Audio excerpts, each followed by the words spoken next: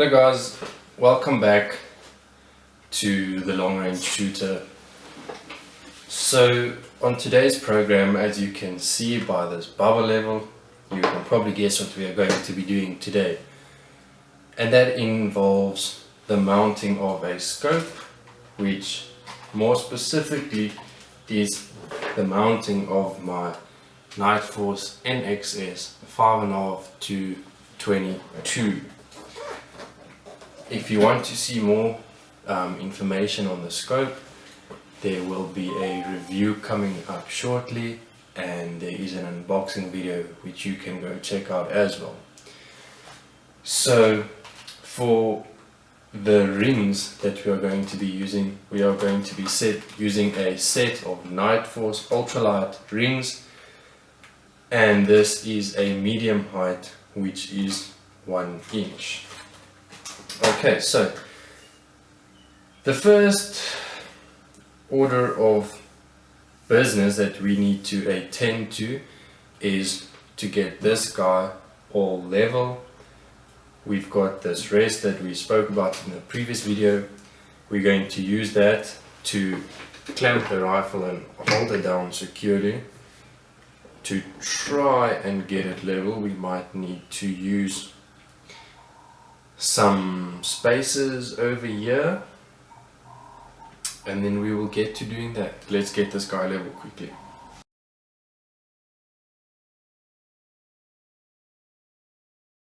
Okay, so according to my bubble level, which is a relatively inexpensive builder's level, I have now verified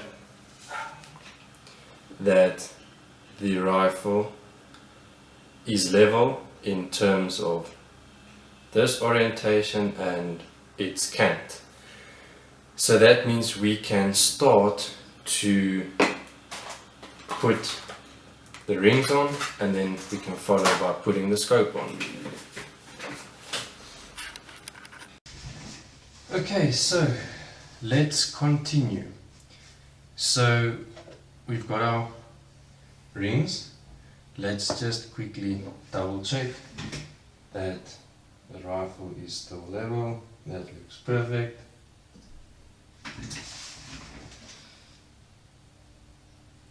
And that looks perfect. Okay, so we can commence with our operation. So we are going to be using Wheeler Engineering fat range, and then for the higher torque we are going to be using a bit of a bigger torque range.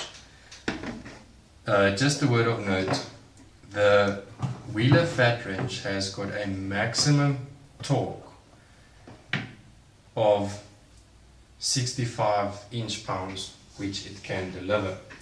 However, the torque spec on the Nightforce rings, and I'm talking about these cross bolts, are 68 inch-pounds. So if I use this torque range, they're going to be 3 inch-pounds under torque, but I'm going to be using the bigger torque range to compensate for that. However, the bigger torque range cannot torque these top cap screws because it doesn't have the minimum torque available, but this fat wrench does. So we should be sorted. So let's loosen these guys up. We're going to be using this fat wrench.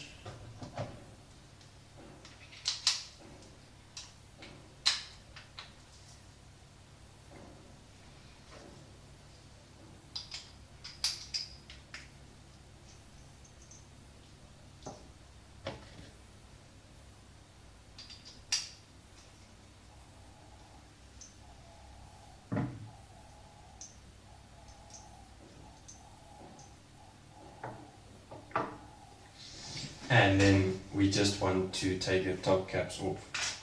So this is going to be the orientation, so we just have to keep track which ones are the front ones and which ones are the rear ones.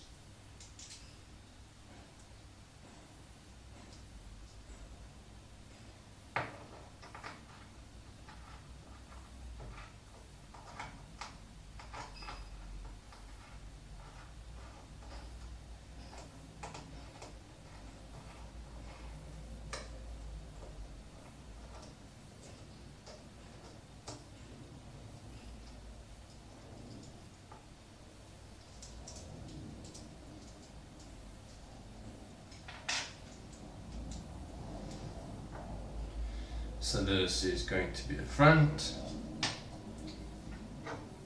and this one is going to be the rear.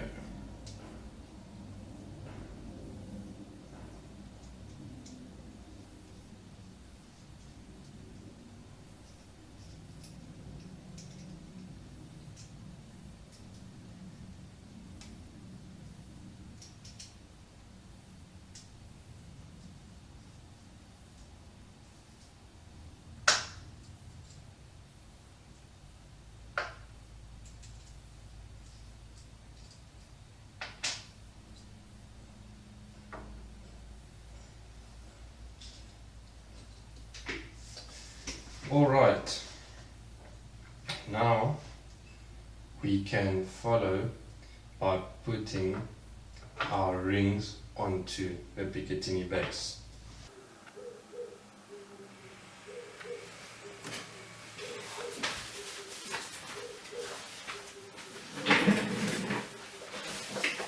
Okay, I'm back.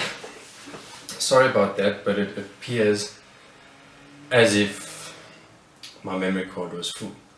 So I first had to go and sort that out. Okay, so to backtrack, at this point I have put the bottom pieces of the rings on and I have positioned them so they look aesthetically pleasing.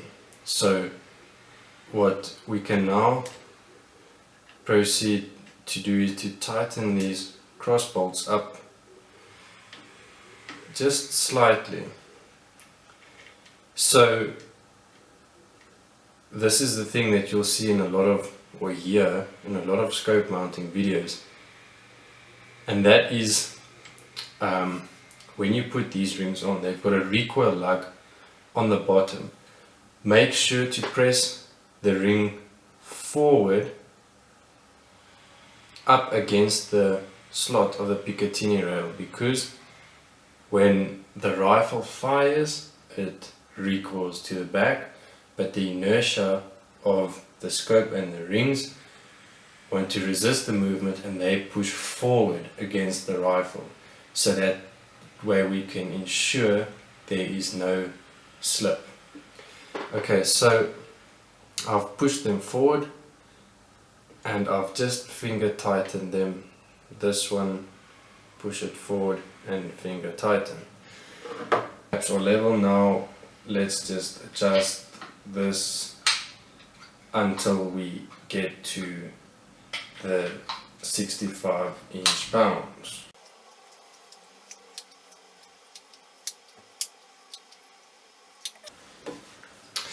Okay, so now we've done this. We've set our torque range to 65 inch-pounds, and we are going to torque these guys down.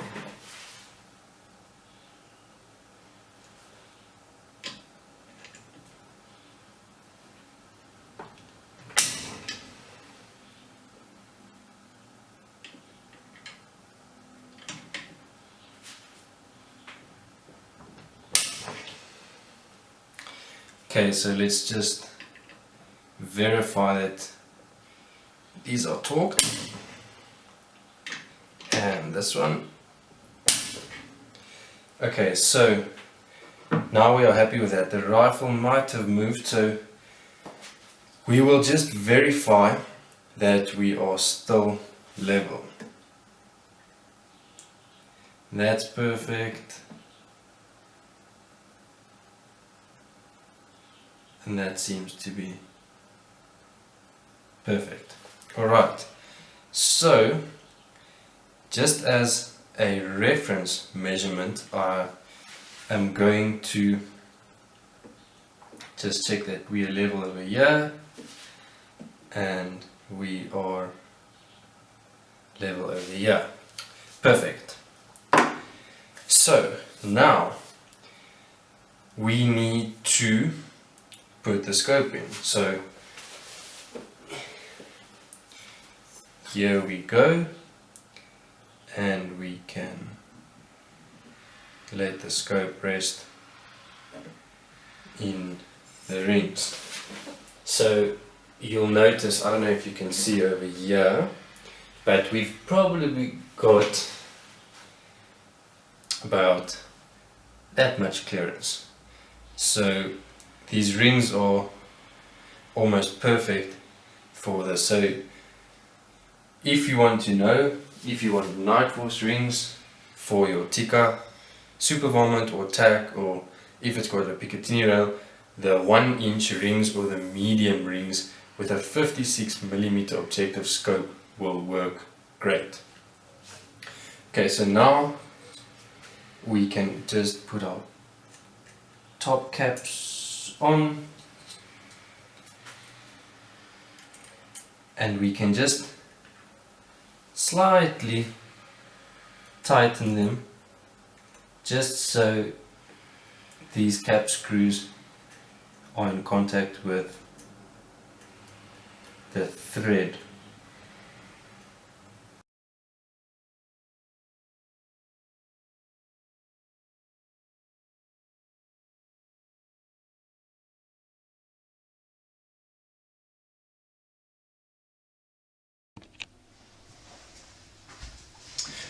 Okay, so I see I'm running into problems with camera equipment and so forth, but we shall carry on. The next step that we need to determine now is eye relief. And by doing that, we must actually take the rifle out of this rest. Once we've determined the eye relief, then we can make sure the scope is level in relation to the rail, the Picatinny rail, and we're going to do that by two methods. One, we're going to use a old school trick, which is a pack of cards. We're going to place that between the bottom of the scope where it's flat and the Picatinny rail, and we are going to verify with a plumb line that I've set up over here. It's just out of shot. So let's get to it.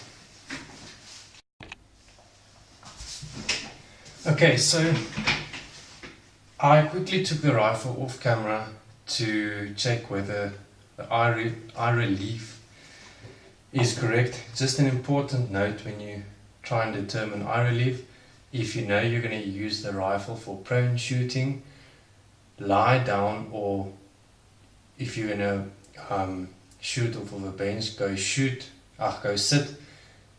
at a bench in your shooting position, or if you're going to shoot the gun standing up out of your shoulder, stand up and look through the scope to determine the correct eye relief, because if you're lying down you tend to put your head more forward. If you're sitting and shooting, you tend to sit more forward as well, and you are more flexible when you stand up and shoot, so then you have more adjustment with your head, and you don't want to be uncomfortable when you lie down and shoot and you have to compensate with your head to get the correct eye relief. So I'm happy with the scope as it sits now. So now we're going to use these deck of playing cards like as a shim to ensure that the bottom of the scope is parallel with the top of the Picatinny rail. So we're going to just start by taking a few cards and putting it in underneath until we see that there is no more space for cards.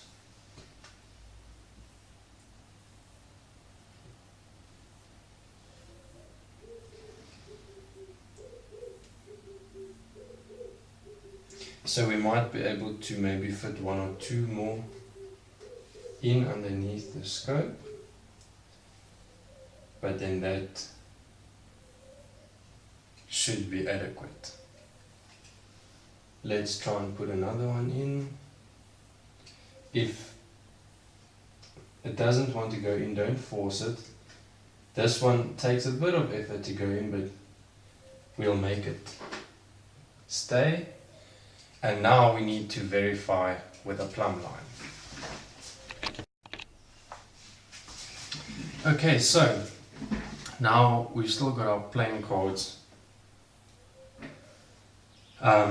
underneath the scope. We verified with a plumb line, and now the next step involves tightening down these cap screws which secure these the top caps to the scope.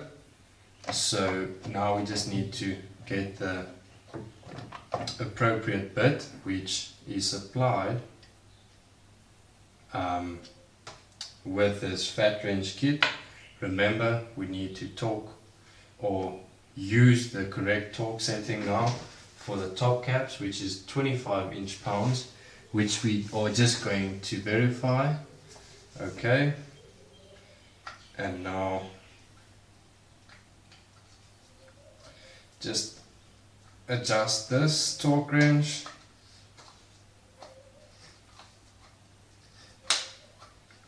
all the way down to 25.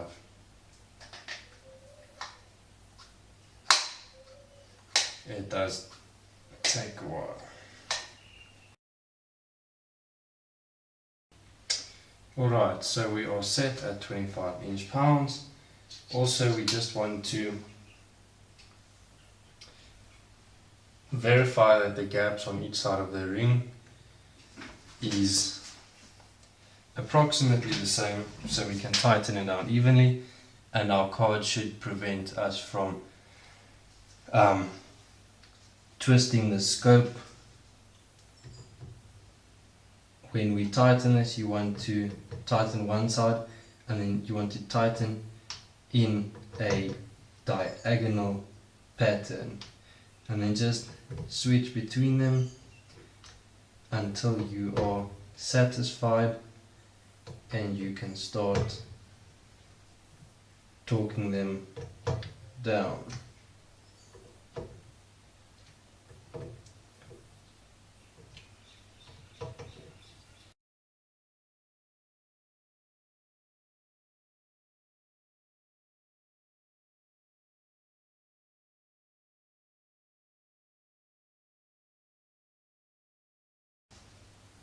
Looks good. Okay.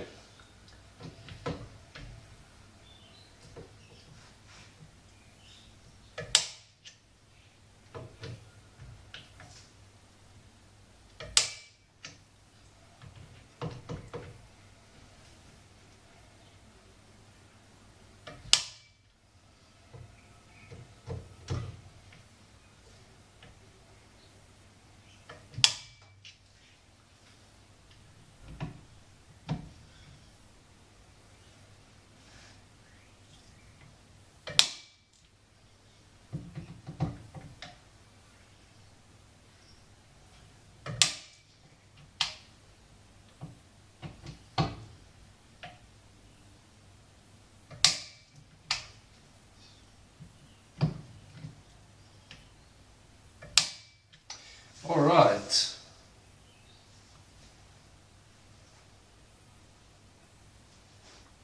That looks good.